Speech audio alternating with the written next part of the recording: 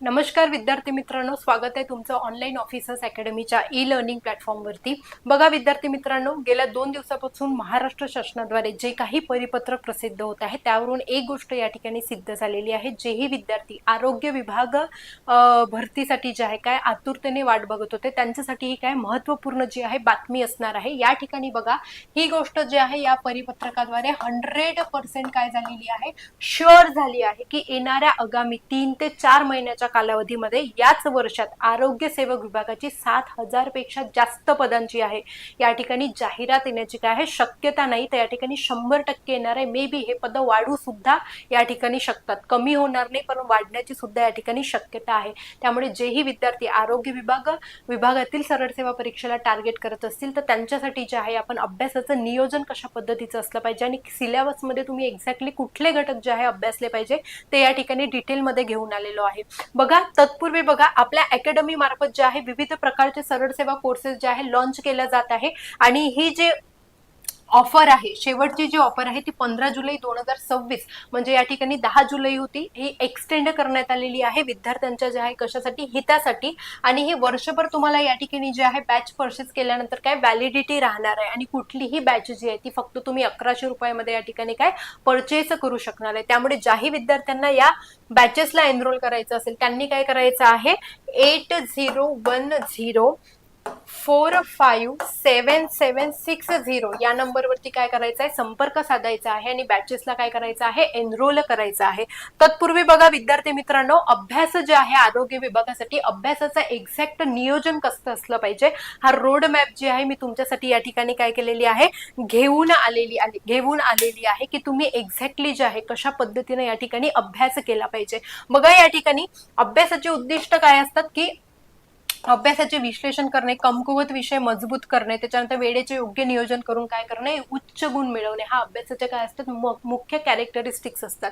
या ठिकाणी अभ्यासाचे जे आहे आपण जर विभाग केले, या ठिकाणी तुमचं सामान्य ज्ञान असेल, त्याच्यानंतर या ठिकाणी जे सामान्य विज्ञान असेल, तांत्रिक तुमचे विषय जे की तुम्हाला जे आहे 80 गुणासाठी या ठिकाणी विचारण्यात येणार आहे आणि तुमची बुद्धिमत्ता चाचणी म्हणजे गणित आणि बुद्धिमत्ता असेल, हे 4-5 विषय जे आहे तुम्हाला डिटेलमध्ये काय करायचे, येणाऱ्या 3 ते 4 महिन्यामध्ये काय करायचे, कव्हर करायचे। त्यासाठी जे तुमचं जे आहे वेळेचं नियोजन हे कसं असणं, स्ट्रॉंग असणं हे या ठिकाणी फार गरजेचं आहे।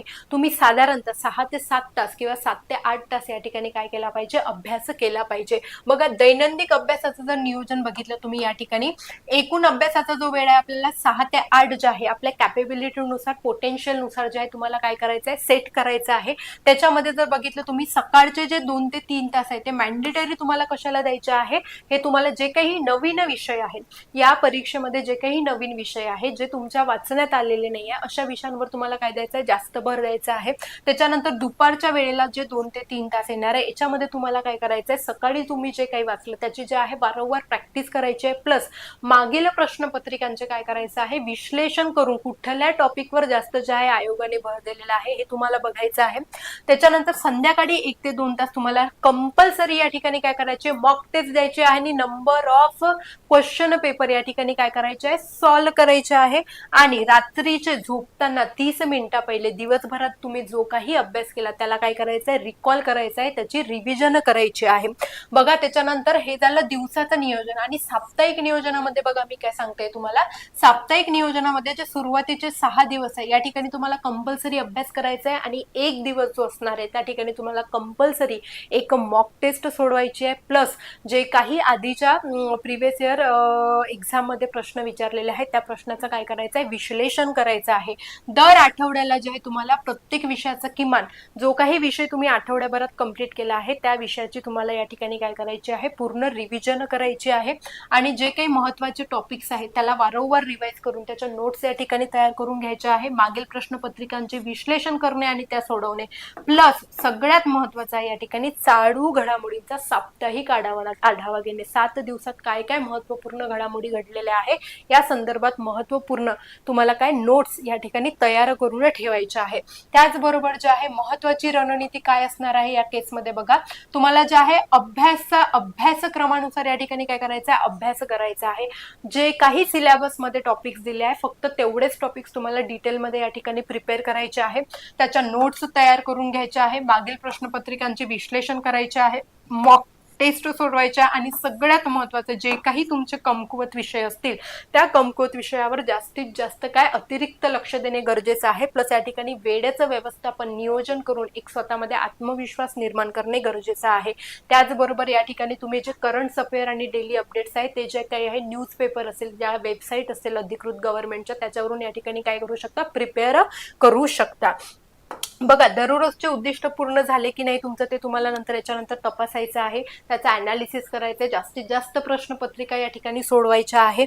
मॉक टेस्टचे गुण आणि किती वेळा तुम्ही ते सोडवली त्याचं विश्लेषणही देखील तुम्हाला या ठिकाणी करायचं आहे. आणि सतत जे आहे जर तुमच्यात काही मिस्टेक झाल्या असतील किंवा पेपर सॉल्व्ह करताना काही चुकलं असेल तर त्याच्याला सुधारणा करत राहायची आहे तुम्हाला.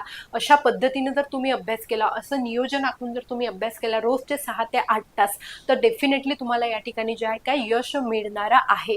कुठल्याही चर्चेत कुठल्याही गोंधळात गुंतून न राहता जे विद्यार्थी या शांतपूर्ण काळामध्ये काय करतील, प्रॉपर जे आहे अभ्यासाचं नियोजन करून एक आराखडा तयार करून अभ्यास करतील, त्यांना या ठिकाणी डेफिनेटली यश मिळणार आहे. कारण जाहिरात ही मोठ्या पदांची असणार आहे. त्यामुळे विद्यार्थी मित्रांनो, बघा या ठिकाणी तुम्हाला एक्झॅक्टली काय काय वाचायचं आहे. अंकगणित आणि बुद्धिमत्ता जे आहे तुम्हाला 15 प्रश्न असणार आहे 30 गुणांसाठी. आणि या ठिकाणी तुम्हाला ज्या काही बेसिक बाबी आहे या ठिकाणी दिलेल्या, सरासरी असेल, टक्केवारी असेल, ऑड मॅन आउट असेल, त्याच्यानंतर नंबर सिरीज असेल, blood relation, distance and direction असेल, या गोष्टी ज्या आहे वाचायच्या आहे. त्याच्यानंतर बघा या ठिकाणी सामान्य ज्ञानमध्ये तुम्हाला महाराष्ट्र असेल, महाराष्ट्र हे सुद्धा 30 गुणांसाठी तुम्हाला विचारणार आहे. संविधान असेल, पंचायती राज, अर्थव्यवस्था आहे, विज्ञान तंत्रज्ञान आहे, क्रीडा पुरस्कार आहे, हे सगळ्या गोष्टी तुम्हाला, करंट अफेअर्स आहे, या गोष्टी तुम्हाला, आणि आरोग्यविषयक ज्या काही सरकारी योजना आहेत त्या तुम्हाला डिटेल्समध्ये या ठिकाणी कव्हर करायच्या आहेत. त्याच्यानंतर या ठिकाणी बघा जे आहे मराठी सुद्धा तुम्हाला 30 गुणांसाठी येणार आहे. या ठिकाणी व्याकरण असेल, शब्द प्रकार, वाक्य रचना असेल, अलंकार असेल, संधी समास असेल, योग्य शब्द निवडा, चुका शोधा, अपूर्ण वाक्य पूर्ण करा, लेखन कौशल्य, म्हणी आणि वाक्यप्रचार या घटकांवर जास्तीत जास्त भर द्यायचा आहे. त्याचबरोबर या ठिकाणी बघा इंग्रजी सुद्धा तुम्हाला किती 30 गुणांसाठी विचारण्यात येणार आहे. याच्यामध्ये ग्रॅमरचे पार्ट ऑफ स्पीच असेल, article, tenses, active passive voice, direct indirect speeches, spotting error, sentence completion असेल, वन वर्ड सबस्टिट्यूशन असेल. इंग्रजी आणि मराठीचे घटक सगळीकडे जे आहे ते सेमच राहणार आहे. गणित आणि बुद्धिमत्तेचे सुद्धा. आता विषय येतो या ठिकाणी जे आहे 40 प्रश्न तुम्हाला टोटल 80 गुणांसाठी हा टॉपिक जो आहे तांत्रिक घटक विचारण्यात येणार आहे. याच्यामध्ये हे जे काही घटक मेन्शन केलेले आहे हे घटक जर तुम्ही जे आहे डिटेलमध्ये प्रिपेअर केले तर याच्यातला तुमचा प्रश्न चुकणार नाही, पैकीच्या पैकी मार्क्स तुम्हाला याच्यात घेता येईल. हे घटक बघा, शरीराची रचना असेल, डायजेशन, रेस्पिरेशन, सर्क्युलेशन, एक्सक्रिएशन असेल, न्यूट्रिशन असेल, व्हायरस, बॅक्टेरिया आहे, रोग आहे, कुपोषण आहे, लसीकरण कार्यक्रम, प्रजनन आणि मातृबाल आरोग्य असेल. त्याचबरोबर याच्यामध्ये गर्भधारणा, ANC, PNC असेल, नवजात बाळाची काळजी, प्राथमिक उपचार, जखमा भाजणे, रक्तस्राव, CRचे मूलभूत ज्ञान, स्वच्छता व सार्वजनिक आरोग्य, त्याच्यानंतर WHO गाईडलाईन्स, घनकचरा व्यवस्थापन, पाणी स्वच्छता, या सगळ्या गोष्टी तुम्ही जर डिटेलमध्ये या ठिकाणी वाचल्या आणि नंबर ऑफ PYQ लावले आणि मॉक टेस्ट सोडवल्या तर या ठिकाणी जे आहे तुम्हाला काय 100% या विषयामध्ये तुम्ही काय करा, जास्तीत जास्त जे आहे 65 ते 75च्या दरम्यान या ठिकाणी तुमचा स्कोर येण्याची शक्यता जास्त आहे. परंतु त्याच्यासाठी जे आहे तुम्हाला सिलेबसचं प्रॉपर अनालिसिस करायचं आहे, PYQचं अनालिसिस करायचं आहे, अभ्यासक्रमामध्ये ज्या ज्या बाबी नमूद केलेल्या आहे केवळ तेवढ्याच बाबींचा तुम्हाला या ठिकाणी काय करायचं आहे, अभ्यास करायचा आहे. आणि ज्या आहे या मोठ्या भरतीचा जो आहे या सुवर्ण संधीचा फायदा घ्यायचा आहे. आशा करतो की तुम्हाला ही माहिती महत्त्वपूर्ण वाटली असेल. अशाच महत्त्वपूर्ण अपडेटसाठी तुम्हाला ऑनलाईन ऑफिसर्स अकॅडमीच्या चॅनलला काय करायचं आहे, सबस्क्राईब करायचं आहे. आणि जे आहे काय करायचं या ठिकाणी नोटिफिकेशन ऑन करायचे, जेणेकरून जी काही आगामी काळात भरती होणार आहे त्याच्या संदर्भातली संपूर्ण माहिती ही तुमच्यापर्यंत जी आहे विदिन अ मिनिटमध्ये काय होईल, पोहोचेल. Thank you so much.